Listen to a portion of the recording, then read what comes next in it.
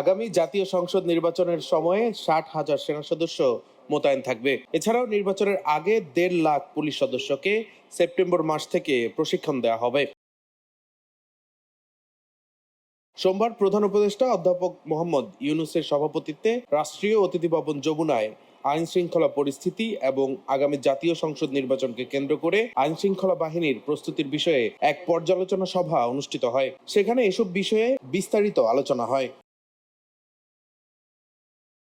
পরে রাজধানীর foreign service একাডেমির এক প্রেস ব্রিফিংয়ে প্রধান উপদেষ্টার প্রেস সচিব শফিকুল আলম বলেন, আগামী নির্বাচনের প্রস্তুতির অংশ হিসেবে সেপ্টেম্বর, অক্টোবর ও নভেম্বর এই 3 মাসে 1.5 লাখ পুলিশ সদস্যকে প্রশিক্ষণ দেওয়া হবে। তিনি জানান, নির্বাচনকে সামনে রেখে বিভিন্ন আইন শৃঙ্খলা বাহিনীর মধ্যে সমন্বয় জোরদারের উপরও গুরুত্ব দেওয়া হয়েছে।